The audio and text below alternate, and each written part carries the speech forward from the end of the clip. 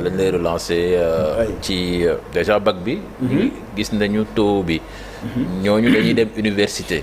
plus de 42%. gis nañu démb sortie bi nga xamee ni ministre de l'enseignement supérieur wax na ko ba jël benn chiffre 1 million et quelque ni benn étudiant loolu lay. coûter réew mi. yow naka nga jàngatee déclaration boobu. gis nga par rapport à l'analyse du baccalauréat lay def très rapidement pour ñëw si loolu. D'abord gis nga le baccalauréat le BFM et même le CFE ñun dañu def benn étude bu wane ne.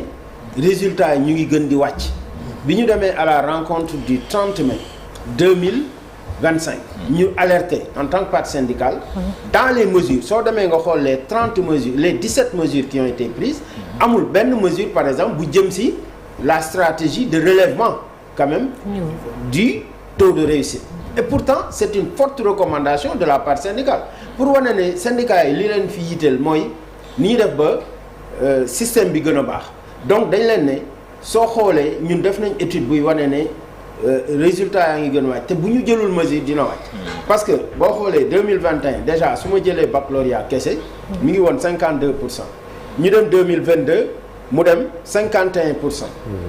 ñu dem 2023 mu dem 50,90%. ñu dem 2024 mu dem 50,50%. donc la tendance baissière mu ngi noonu. léegi nag ñu ne kon.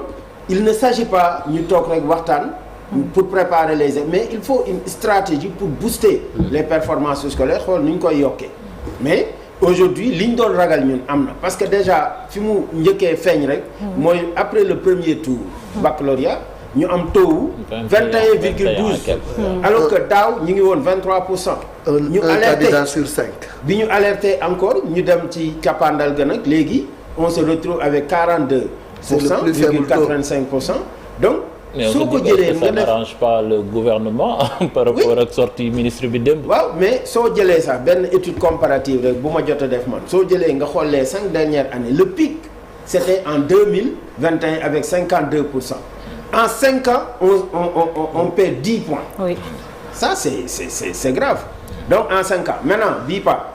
kenn mënu ko jiñ grève yi enseignant c'est parce que vrai ñun y a pas eu de grève ñun ñoo gën a weex donc loo wax ñu ne non ñoom ñoo gars yi jàngale nañ ba naaw si je peux le dire ils ont tout fait kenn déggu fi grève pourquoi parce que aussi ñun on a pris nos responsabilités pour utiliser cette année-ci ñaari méthode mooy alerter communiquer même si je dois dire que aussi passif social suñ ci indiwul solution nañ ni problème maintenant l'analyse dont vous avez parlé du ministre moi je rappelle benn affaire gis nga Sénégal ba tey may wax ak yow respecté gul li ñuy wax le taux d'accès à l'enseignement supérieur boo demee à travers le monde la moyenne mooy dañu ne 100 000 étudiants yoo jël 100 000 habitants 2000 yi war nañ accéder à l'enseignement supérieur mooy le taux de 2%. mais am na pays yu ko respecté beaucoup de pays comme le Maroc comme d'autres pays mais le Sénégal est au moment où je vous parle à un taux de 1523 ñooy accéder. donc matalagul. sur 18 millions d'habitants voilà. on a 200 et quelques donc mille. déjà ñun dañu am problème d'accès à l'enseignement supérieur ce problème d'accès là se pose même à l'élémentaire tey boo demee élémentaire on a un taux d'accès de 82%. maanaam téeméeri xale yoo gis 80 yi ñooy mën a accéder kon am na 20 yoo xam ne du ñu accéder fu ñu jëm 20 yi c'est la question qu'on doit se poser. soo yéegee après taux d'accès boobu boo demee moyen secondaire encore day gën a wàcc parce que boo demee moyen day doon autour de presque 50 et quelque chose pour cent nga dem au secondaire nag mu gën a wàcc dem 42%. donc day gën di wàcc ce qui veut dire aujourd'hui que on ne peut pas calculer l'investissement parce que éducation du coût.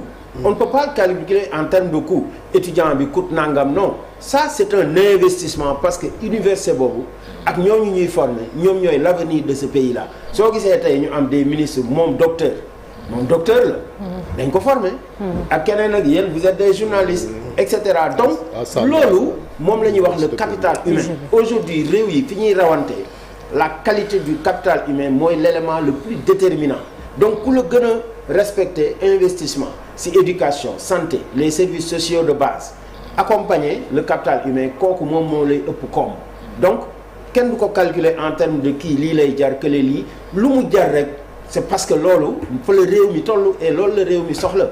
Donc aujourd'hui il faut le comprendre comme tel et c'est encore minime. Quand on dit parce que soo cumuler le calcul c'est un cumul pour toute l'année mais bon léegi normes yi mooy soo nee l'étudiant sénégalais coûte 1 million et quelques mais da ngay def le cumul nga calculer l'étudiant d'un autre pays nga xool donc tu auras ta réponse. Je pense que du loolu mooy débat bi aujourd'hui voilà le débat monsieur Youm oui dafa nekk ci naka la ñuy def ba arrêter cette tendance baissière. Très bien. Les gens parlent de réforme du système éducatif. Il y a eu beaucoup de réflexions. Je pense que waxtaan moom ak réfléchir ak bind teg def nañ ko ba tey mais ça n'empêche pas que affaire yi mi ngi continuer di baisser. Qu'est-ce qu'il faut faire maintenant Très pour bien. changer cette tendance-là? Très bien. Je pense que c'est là qu'il faut. Toujours pour régler un problème il faut que ñu mën a définir problématique bi d'abord maanaam quelles sont les causes moo ne li gestionnaire yi di wax l'arbre à cause pour mën a dem alors vers les solutions tey boo demoon ngay def le diagnostic par rapport à cette tendance baissière ñun en tant que syndicat duñ ko wax nii rek bàyyi dañuy def ay études aujourd'hui soo defee xayma bi première cause dafay nekk que les programmes évidemment les réformes de programme yooyu ñu wax noonu mais ñun dañuy am possibilité di jël ay xale di def seen suivi di ànd ak ñoom di leen xool am si sax njaboot et cetera mais la lourdeur des programmes est avérée et d'ailleurs indicateur bi may joxe rek mooy bi ñu allégé les programmes année Covid fa le taux bi jógee 30% dem ba 48%. On a gagné 18 points. Ce qui veut dire que dañu waroon consolider les bonnes pratiques. Oui. Mais ñu delluwaat ci même programme yi lourdeur. Donc loolu ça devient une urgence et je pense que ministère de l'Éducation war na comprendre ne il faut d'urgence maintenant que l'allègement des programmes donne réalité muy benn. Mais deuxième bi c'est les conditions d'enseignement et apprentissage. Tey soo jëlee par exemple les abris provisoires kooku nit mënul xalaat nit jàng ci conditions yooyu ba pare bëgg a def performance quand on dit que y en a 7227 au moment où je parle il y a 7227 abris provisoires dans le système juróom-ñaari junni ak ñaar téeméer ak ñaar fukk ak juróom-ñaar ñu ngi siy defee performance du norme du et puis provisoire la ñu wax warul durer dans des abris éternels. léegi jox nañu ko armée bi xëy na yaakaar évidemment loolu y a un nouveau programme qui est appelé le PURA man dem naa ci lancement bi ñun initiative bu ñëw aussi su baaxee dañ koy saluer parce que bu ñu ñëwee ne cette fois génie militaire moo koy tabax ñu ne jël nañ dans un premier temps 5 milliards pour injecter ko si nous on dit oui on est preneur mais nañu respecter en tout cas l'engagement et surtout les délais.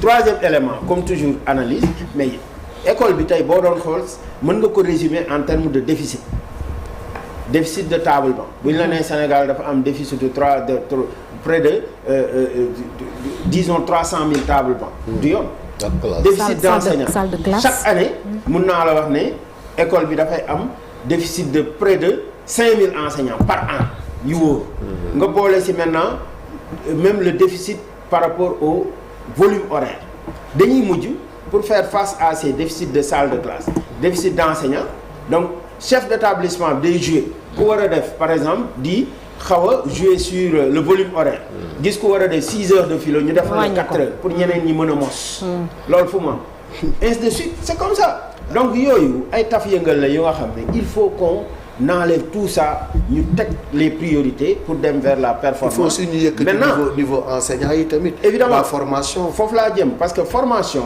non seulement dafa am solo mais man dama ko dugal ci analyse bi ci benn point bu ñu tuddee la prise en charge du passif social maanaam gis nga tant que ñun ñu ngi bëgg am performance ba pare di am un personnel démotivé performance du gaaw a xam nga lu tax parce que jàngalekat su dee ne moom décisionnaire mu wóor ko ne niñ koy traité moom neexu ko te du yoon ba pare muy muñ mais dina am foo xam ne productivité du ko mën a atteindre nga jël le cas par exemple également de quelqu'un comme formation bi nga wax enseignant bu taxaw ne formé leen ma mais pour loolu da ngay daw am na enseignant yuy toog par exemple 10 ans di wër formation moom la ñuy wax mise en position de stage 10 ans 15 ans pour mise en position de stage juste dama bëgg ñu former ma pour ma gën a mën a am performance tey bi ñu demee ba leen di former même nga jël les cas des chargés de cours on leur dit que dinañ leen former mais attention dañ leen di former ci seen diplôme bi gën a ndaw nit ki buy liggéey kay xanaa war nga ko yéene mu avancer donc moom bu demee ba jàng ba am master soo koy former mais xanaa di nga tenir compte de diplôme bi mu mujjee am. nga ne ko non dañuy seet diplôme bi gën a ndaw mooy bac si leen lay former ñun dafay mel ni yow amoo licence amoo master.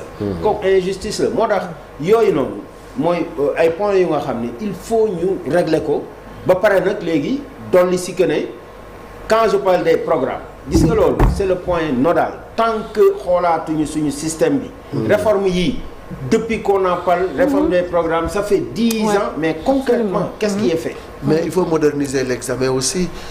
Gars yi ñu ngi wax modernisation de l'examen pour mieux préparer les élèves ñu ngi wax ci li nga xam ne moo di contenu des épreuves ñu ngi wax ci évaluation et orientation des élèves yooyu yëpp ay paradigme la yu nga xam ne il faut ñu jël ko en considération. Évidemment, parce que aujourd'hui ñun sax dañu war a xam ne serait-ce que pour les contraintes liées à lu demee ni évolution tey numérique ba IA génn on est obligé ñu revoir nos méthodes d'évaluation parce que gis ngeen l'ampleur de la triche heureusement bii amul parce que peut-être communication bi du ma ne amul mais bëriwul comme ampleur bi mu amoon daaw mais je dois dire que évidemment ñëpp gis nañ ne daaw dafa jëloon dayoo bu am solo donc réforme yi ñuy wax noonu Malick mais on parle de ça maanaam ni ñu doon évaluer à l'époque ñun ñii ñëpp boo xoolee dans les anciens systèmes ñëw ñu lay réciter le leçon amatul c'est fini ça aussi il faut de nouvelles méthodes